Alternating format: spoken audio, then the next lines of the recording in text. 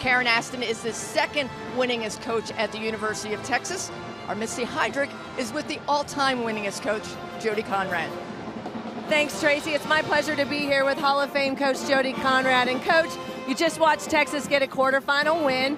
You probably see games a little bit different than a lot of regular fans do, but what was your thought on them getting that first win here in Oklahoma City? I thought they played really well.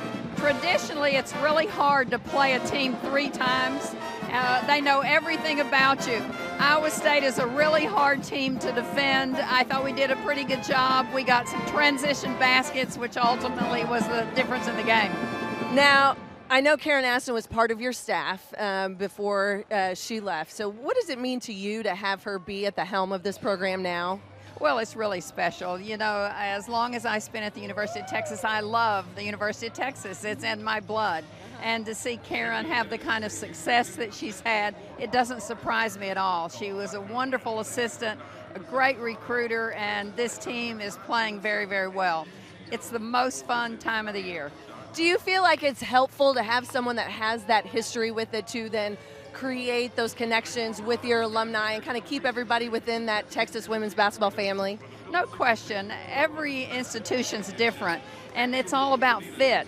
Not everyone fits at every institution, but the experience Karen had there as an assistant, she knew a lot of people, she knew the system, she was comfortable with it, and I think it made a really easy transition for her, and we're reaping the benefits of that right now. Now, you won over 900 games, and when you think back, but you look at what something like Baylor has done, and in your time, multiple conference championships. They've won 8 Big 12 regular season titles in a row.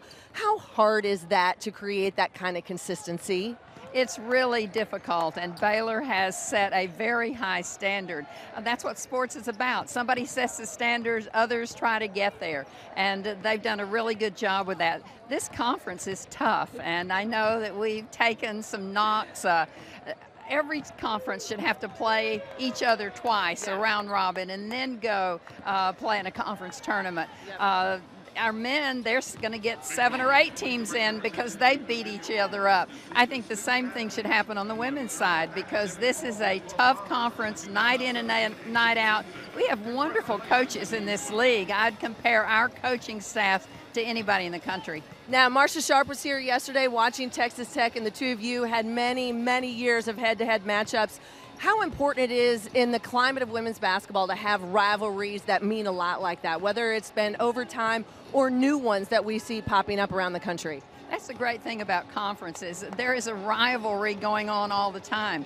Texas Tech, Texas is a rivalry. But I think Oklahoma, Texas is a huge rivalry too. And you take nothing for granted. This time of year is tough on everybody. There are teams that haven't had great seasons that are trying to prove themselves, and the teams that have had really good seasons are trying not to look ahead. So anything can happen in a conference tournament. That's why it's really great for us to showcase how good our conference is and see how many teams we can advance, because I think we will handle ourselves very well in postseason play. Well, on behalf of a former student athlete, women's basketball player in the Big 12, I just want to say thank you for all you've done for the game and for this league. The standard that you set, so many are still trying to get there. So thank you so much for being with us. Well, thank you. We had fun, right? Absolutely, absolutely. And we will be back to Oklahoma City. We're getting ready for quarterfinal number 4 here on Saturday.